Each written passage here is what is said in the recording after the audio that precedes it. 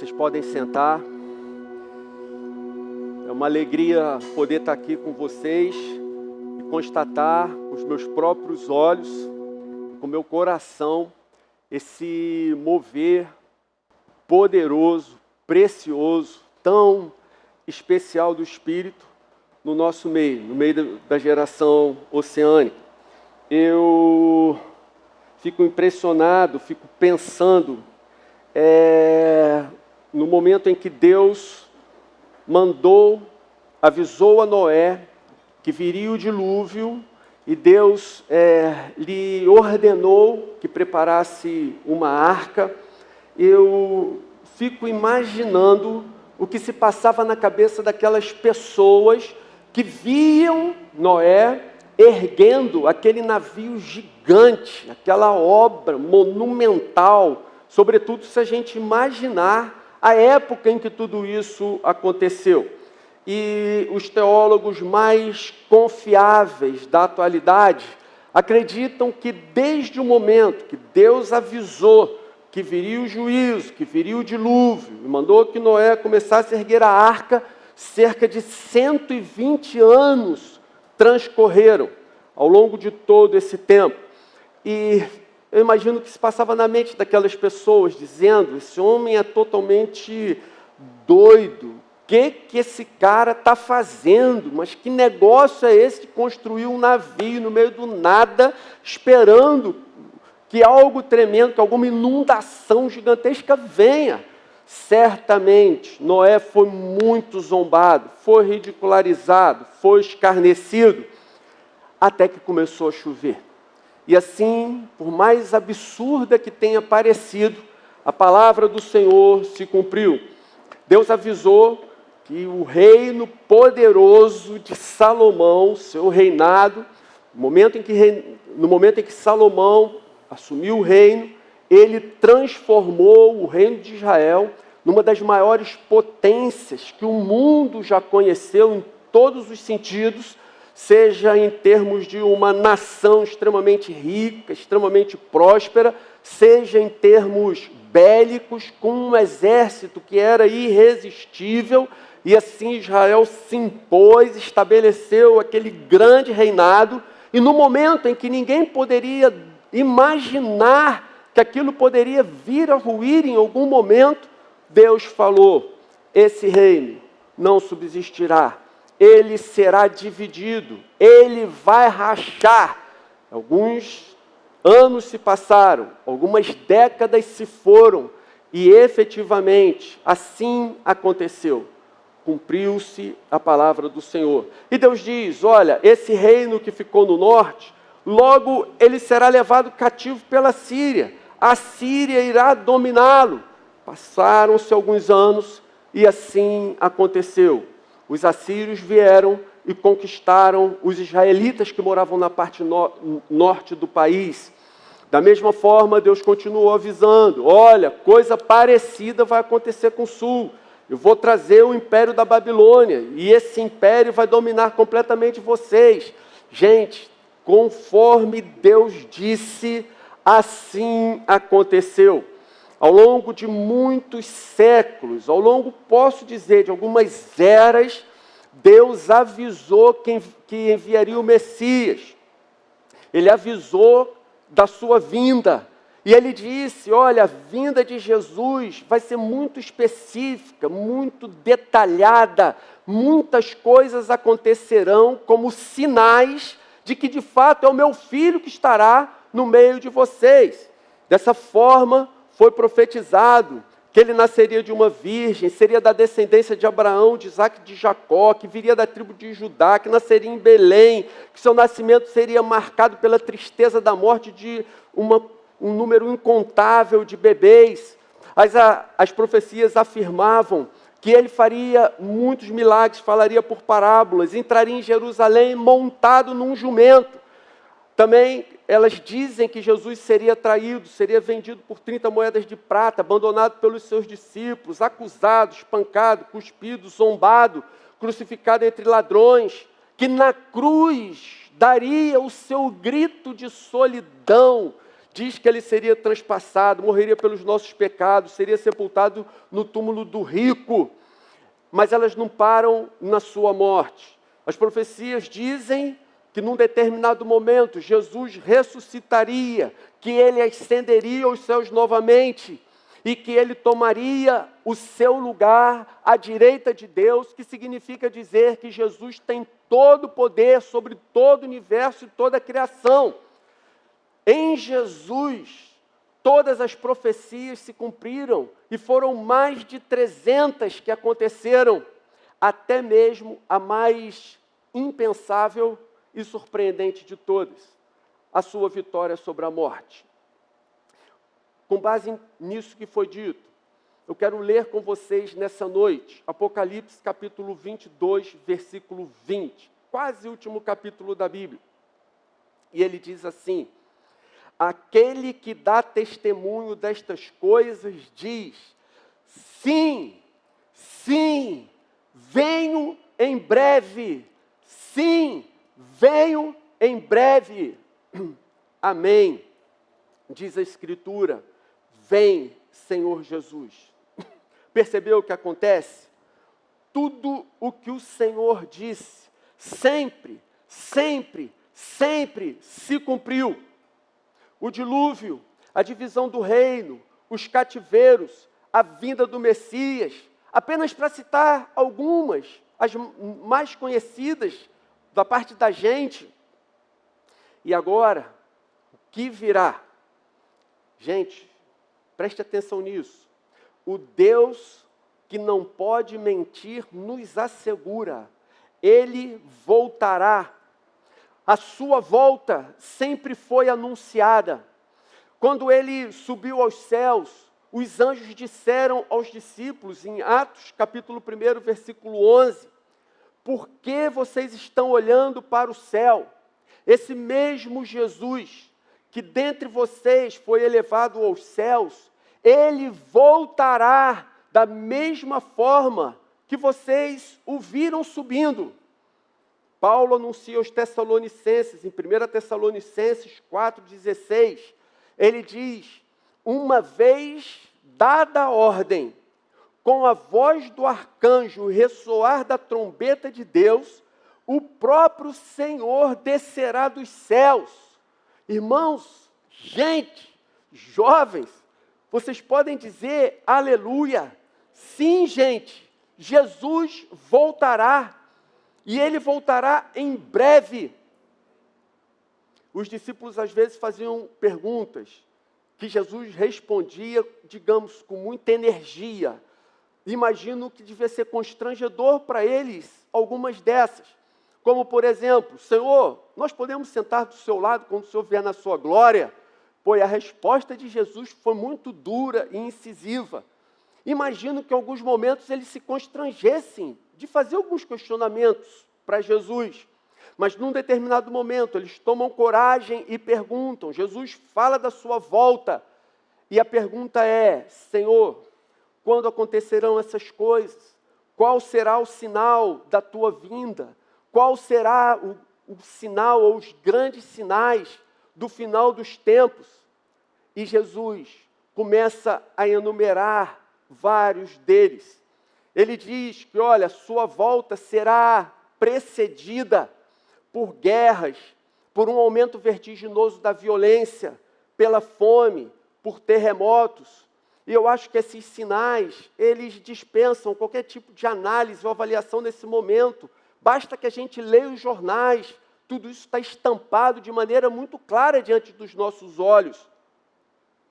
Mas num certo momento Jesus destaca e faz um alerta. Ele diz, cuidado, vão surgir numerosos falsos profetas que enganarão, se possível, até os eleitos.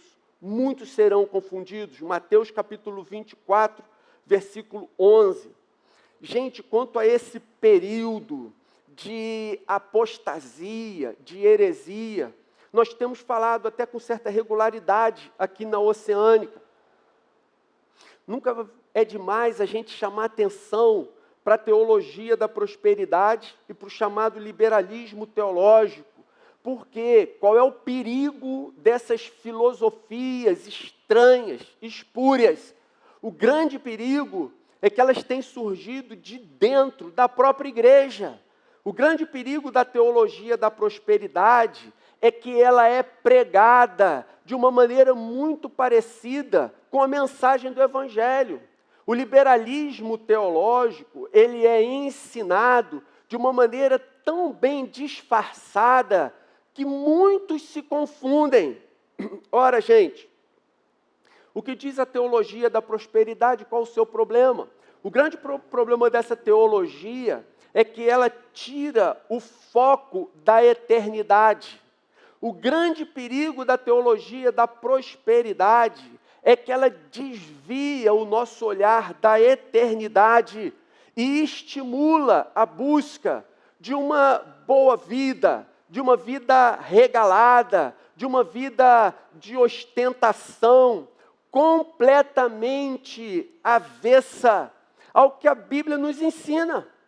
Basta que você saiba que, de acordo com essa teologia da prosperidade, se você comparar os parâmetros do que seria ser abençoado pela prosperidade com o que Jesus foi, essa teologia considera Jesus um absoluto fracassado. Ele não foi ninguém, ele foi alguém desprezível. E de uma maneira semelhante na forma como é pregada, apesar de princípios bem diferentes, o liberalismo teológico ensina, estimula as pessoas a duvidarem da Bíblia Sagrada. O grande problema do liberalismo teológico é que ele traz um ar de racionalidade, de conhecimento, de inteligência. Mas qual a essência dessa filosofia tão venenosa? A essência é que ela tira o foco completamente de Jesus e de sua palavra. E se, na maioria das vezes, ela se desvia de uma maneira desmedida para as causas sociais. Eu conheço igrejas em que hoje o que seria um ensino bíblico se transformou apenas em estímulo para causas sociais. O que é ensinado lá nas classes quando eles se reúnem para o que deveria ser um estudo da Bíblia? Eles ensinam como nós devemos visitar os presos na prisão, como nós devemos distribuir as cestas básicas, como nós devemos entrar nas favelas. Lógico, um cristão tem que estar preocupado com isso tudo. Mas por que o cristão se preocupa com todas essas coisas? Porque o seu foco está em ser parecido com Jesus. Você percebe o perigo dessa filosofia? Você percebe o perigo dessa linha de pensamento? Essa linha travestida de uma aparência de coisas boas. Aparentemente, para aqueles que são desavisados, os mais imaturos na fé ou um conhecimento superficial da Bíblia Sagrada, vão imaginar que o que está sendo ensinado ali é de fato algo com fundamento bíblico. Quando o grande perigo é justamente o fato dele desviar o olhar, o foco, o objetivo de Jesus, da sua palavra, para o humanismo exacerbado. Percebe? Sabe como identificamos as mensagens que ouvimos? Como saber se uma mensagem é verdadeira ou falsa? Atenção! Nós não julgamos a mensagem ou não a consideramos verdadeira porque o pregador que a trouxe é famoso. Fama não é sinônimo de sermão fundamentado na Bíblia Sagrada.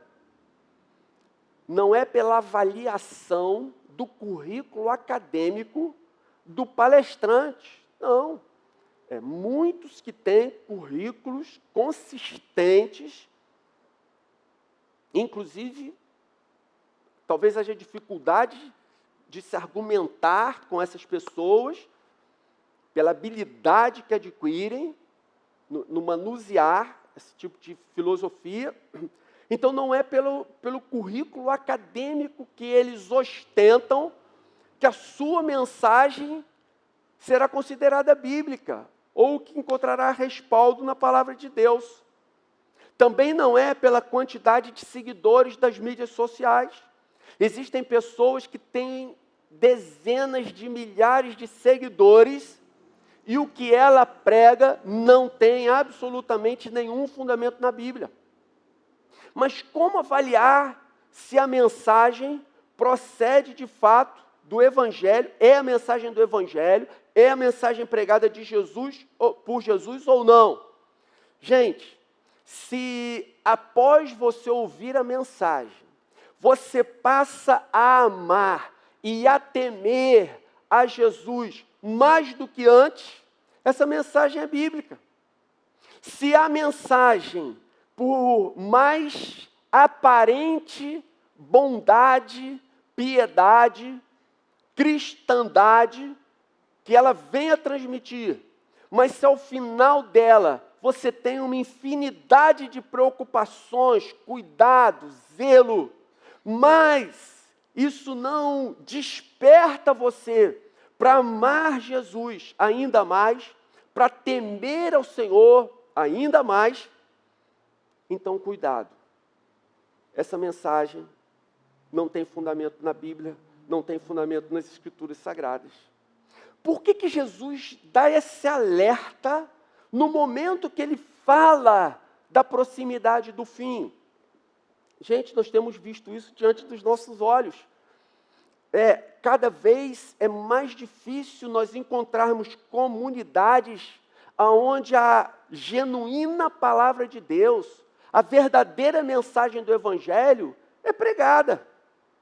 Nós temos muita dificuldade quando alguma pessoa, por algum motivo, se muda de cidade, vai para um lugar onde ela não consegue mais frequentar a Oceânica, e ela pede uma orientação sobre onde ela deve congregar. Nós temos dificuldade em encontrar o número de lugares, de púlpitos, aonde tanto a teologia da prosperidade quanto o liberalismo teológico tem emanado, infelizmente, é cada vez maior. E vejam, por que Jesus, repetindo a pergunta, ele nos adverte para termos cuidado com esses falsos profetas? Por que Jesus nos exorta a sermos extremamente cuidadosos com a mensagem que ouvimos em relação a essas pessoas? Como você imagina que é um falso profeta? Como você imagina? Gente, falso profeta é um cara totalmente cool, legal, contextualizado. Os falsos profetas, eles são extremamente articulados, eles são motivadores. Os falsos profetas, eles são totalmente convincentes. O problema é que a sua mensagem finalmente, não é a água da vida que tira a sede da alma. Essa mensagem, e o perigo é esse, como foi dito há pouco, ele brota do púlpito travestido de uma mensagem bíblica, evangélica e piedosa, mas no fundo, ela conduz à morte. Ela desencoraja e enfraquece a fé e tira o foco de Jesus. Por isso Jesus diz, olha, à medida que o fim se aproxima, tomem cuidado, porque a apostasia precederá a volta do Filho de Deus. Tomem cuidado, porque os falsos profetas sempre existiram, mas à medida que a segunda vinda do Senhor se aproximar, eles vão se multiplicar de uma maneira exponencial, muito maior do que sempre aconteceu em toda a história da humanidade. E assim se cumpre mais uma vez a palavra do Senhor diante dos nossos olhos. Numerosos falsos profetas surgirão e enganarão a muitos. Gente, além disso, desse aumento considerável de heresias e da apostasia, recentemente, 2 fatos de enorme repercussão espiritual aconteceram. Infelizmente, por esses fatos serem de enorme relevância espiritual, a mídia não captou a sua importância. Ela até transmitiu, mas de uma maneira muito suave, secundária, sem dar a importância devida. Vejam, em primeiro lugar, vou só repetindo para facilitar, para a gente estar junto aqui agora, gente. 2 fatos de enorme repercussão espiritual que mostram, sinalizam a brevidade da volta de Jesus. Em primeiro lugar, foi o encontro entre o Papa da Igreja Católica e o Patriarca da Igreja Ortodoxa. Vou explicar para vocês o que aconteceu. No século IX, depois de Cristo, século IX, portanto, vão-se mais de 1.100 anos aí nessa história, a igreja cristã, que tinha um único tronco, rachou. A igreja cristã rachou, tornou-se igreja do Ocidente, que veio a se tornar igreja católica, e a igreja do Oriente, que virou a igreja ortodoxa. Quando a igreja rachou no século IX, quando ela se dividiu, o líder da parte ocidental amaldiçoou o líder da parte oriental, e esse líder da parte oriental excomungou o líder da parte ocidental. Desde então, mais de 1000 anos se vão, e eles não voltaram a se falar. Havia uma rixa insolúvel entre ambos. Eles não se falavam. Havia um sentimento horrível em relação a ambos. Hoje, essas figuras são muito mais figuras políticas do que propriamente líderes espirituais. Mas a verdade é que no momento em que esses líderes, ainda que políticos, decidiram se reconciliar, fazer um acordo, esquecer esse passado e voltarem a se falar, ainda que não tenha havido uma união efetiva entre ambos esses ramos novamente, a verdade é que esse fato é de uma enorme retumbância nas regiões celestiais. Percebe? A igreja havia rachado em 2 grupos gigantescos, Ocidente e Oriente. Mas no dia 12 de fevereiro de 2016, eles se reencontraram, se perdoaram mutuamente e assinaram um acordo formal de não beligerância. Você percebe? A mídia chegou a noticiar, mas a mídia não tem o discernimento espiritual para perceber toda a importância e a consequência desse momento. Mais de 1000 anos se passaram sem que esses líderes se falassem. E agora, poucos anos atrás, 2016, 4 anos, eles se reencontraram. Eles voltaram a se falar, voltaram a se relacionar. Em segundo lugar, está nas páginas do Jornal do Dia, o acordo entre Israel e os Emirados Árabes. Já está todo alinhavado, já foi anunciado, terça-feira, dia 15, ele será assinado. Esse acordo de Israel com os árabes, isso é algo inacreditável há poucos anos atrás, impensável há algumas décadas atrás, algo completamente inusitado. As pessoas não tinham como imaginar que em algum momento os Emirados Árabes seguiriam pelo caminho do Egito e da Jordânia e aceitariam Israel ali naquele lugar. Dessa maneira, se cumpre o que Paulo escreveu aos Tessalonicenses, capítulo 5, versículo 3, em que ele diz: quando disserem paz e segurança, a destruição virá sobre eles de repente, como as dores de parto, a mulher grávida, e de modo nenhum escaparão. Além desses fatos que estão nos jornais do dia, apesar da Bíblia não falar especificamente a respeito da Covid no século 21, ela fala de pestes que se propagariam de forma desproporcional nos últimos anos. Mas o que a Covid trouxe de diferente, e nós podemos considerá-la mais um sinal em meio a tantos outros que a volta de Jesus é iminente, é o fato dela ter abrangido em poucos dias o mundo inteiro. Não apenas ela abrangeu o mundo inteiro, como ela própria parou o mundo por algumas semanas, por alguns meses.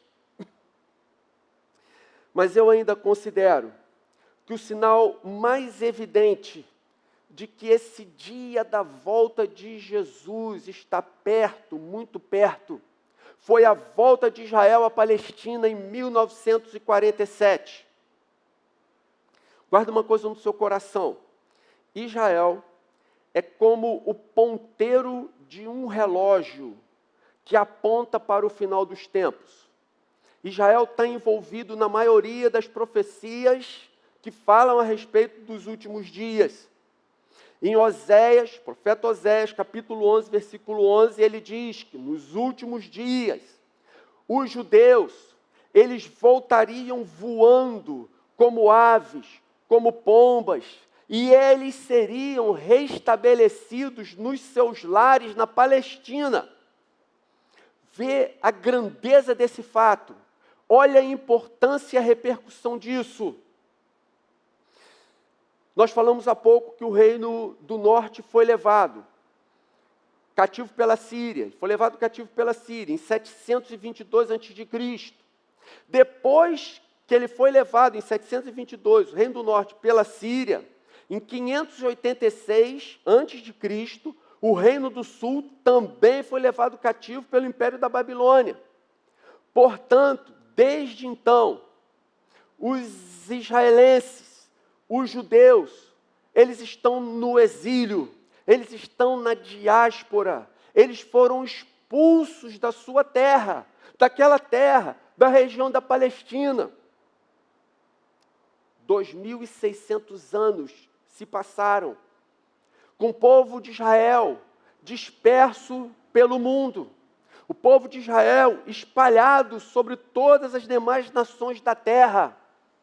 Então veio a Segunda Grande Guerra, e em 1947, após o término da Segunda Grande Guerra, para que se cumprissem as Escrituras, as principais nações do mundo se reuniram na ONU e disseram: gente, aquela região da Palestina pertence efetivamente aos judeus.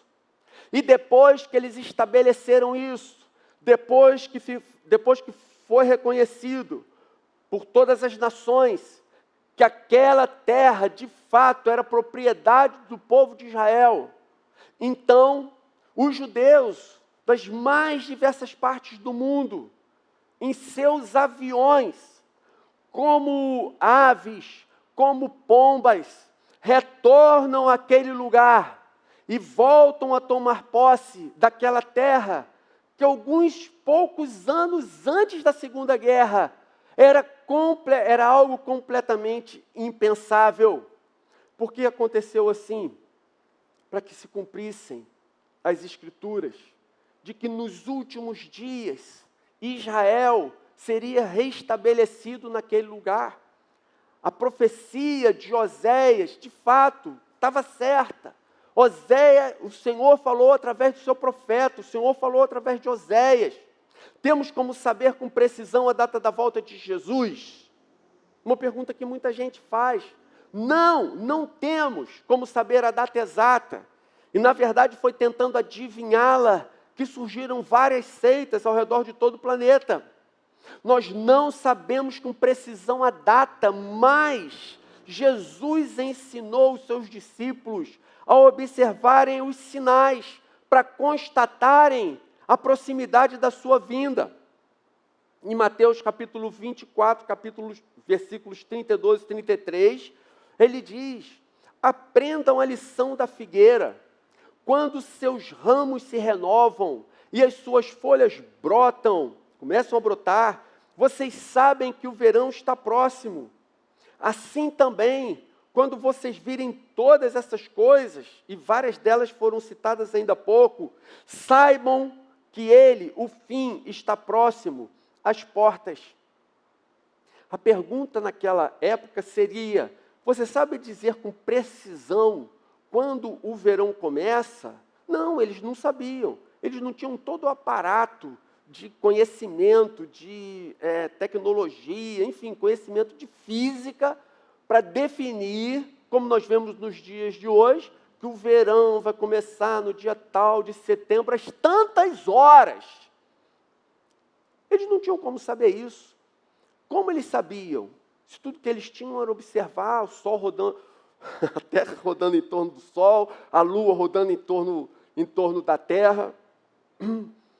Como eles poderiam saber que o verão estava chegando? Ora, as pessoas da época tinham esse conhecimento. Por isso Jesus usou esse exemplo. Elas observavam a figueira. Os ramos da figueira estão brotando. As folhas estão aparecendo. Ah, o verão está chegando. Era o sinal, era a marca, era a maneira de identificarem a estação do ano. Eles sabiam disso. Da mesma forma, nós não temos precisão, não temos como saber com precisão o dia da volta de Jesus, mas o Senhor deixou diversos sinais para nos alertar que Ele está voltando. Jesus está voltando. Jesus está chegando. Ele está vindo nos buscar. Ele vai voltar para buscar a sua igreja. Que aplicações nós podemos fazer em função de tudo isso que nós ouvimos, tudo isso que nós soubemos? Primeira aplicação, gente, não deixe seu coração se apegar ao que é transitório. Não deixe que o seu coração se apegue às coisas transitórias desse mundo. Como disse C.S. Lewis, tudo o que fazemos que não é para a eternidade é eternamente inútil. Tudo aquilo que nós fazemos apenas para o nosso próprio bem-estar, tudo aquilo que nós fazemos com a mente voltada apenas a esse mundo, tudo aquilo que nós fazemos sem que o nosso foco esteja na eternidade com o nosso Salvador, tudo isso se perderá. Tudo isso será absolutamente sem valor, tudo inútil. Portanto, não se distraia com coisas efêmeras.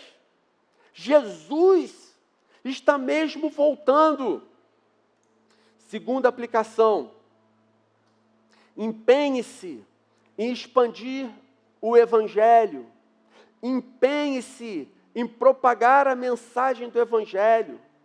Gente, nós não podemos levar nada desse mundo, exceto, talvez, as pessoas que convivem com a gente, as pessoas com quem nós nos relacionamos. Não que nós tenhamos poder de pegá-las e levá-las com a gente, mas nós podemos pregar o Evangelho, nós podemos falar de Jesus, nós podemos demonstrar o amor, a graça de Jesus em suas vidas. Nós podemos ser as mãos, os braços e as pernas de Jesus. E dessa forma, elas podem ser levadas a se encantar com o Senhor, renderem-se a Ele e assim terem seus nomes escritos no livro da vida. Nós não podemos levar nada desse mundo, mas nós podemos levar nossos queridos, nós podemos levar os nossos amigos, nós podemos nos empenhar nisso. Às vezes eu fico pensando, qual seria ou qual será a sensação de eu chegando no céu e alguém me procurar e falar: olha, eu cheguei aqui pela graça de Jesus, foi porque Ele morreu na cruz por mim, mas você nem sabe que Ele usou você. Você consegue imaginar algo assim? Alguém passará a eternidade no céu com Deus, porque Deus usou você como um instrumento para ganhar essa pessoa eternamente. E a terceira aplicação, gente, é: prepare-se para encontrá-lo. Prepare-se para se encontrar com Jesus. O apóstolo Pedro diz, na segunda epístola de Pedro, capítulo 3, versículo 10, o dia do Senhor, porém, virá como ladrão. Os céus desaparecerão com grande estrondo. Os elementos serão desfeitos pelo calor, e a terra e tudo que nela há será desnudada. Visto que tudo será assim desfeito, que tipo de pessoas é necessário que vocês sejam? E aí Pedro diz: vivam de maneira santa e piedosa, esperando o dia de Deus, apressando a sua vinda. Naquele dia, os céus serão desfeitos pelo fogo, os elementos se derreterão pelo calor. Todavia, de acordo com a sua promessa, esperamos novos céus, uma nova terra, onde habita a justiça. Gente, Jesus está voltando. Todos nós nos encontraremos com o Senhor. Aqueles que o odeiam, ou mesmo são indiferentes a Ele, vão encontrá-lo com imenso terror. Mas aqueles que o amam vão vê-lo com uma alegria indizível ao ver que Ele está chegando. Por isso, nós precisamos nos preparar para esse encontro, vivendo de maneira santa e piedosa, como Pedro nos ensina. Eu quero concluir dizendo que não tenham dúvidas, o próximo grande evento bíblico na história da humanidade é a volta de Jesus. Tudo que Deus disse sempre se cumpriu. Agora é Jesus quem diz: sim, venho em breve. Ora, gente, antes que pensamos, muito antes do que venhamos a imaginar, nós iremos vê-lo. Nós vamos ver Jesus voltando nas nuvens. Nós vamos vê-lo voltando na sua glória com os seus anjos. E Ele virá para nos encontrar.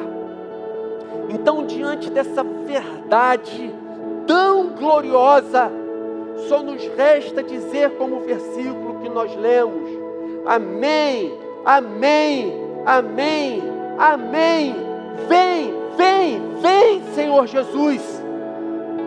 E assim nós podemos cantar: somente Cristo é a minha rocha, se fez fraco para me salvar.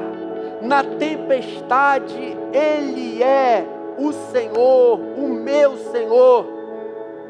Mas vimos que a história não para aí.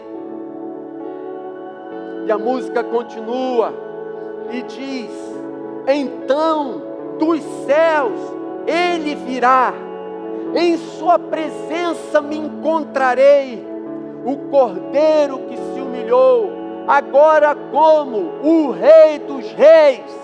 Ele voltará como o Rei de todos os reis, como o Senhor de todos os senhores. Como a alva, a sua vinda é certa. Ele está às portas. Ele vai voltar. vai nos buscar, Ele vem nos buscar, nós habitaremos com Ele numa nova terra e em novos céus. Deus abençoe.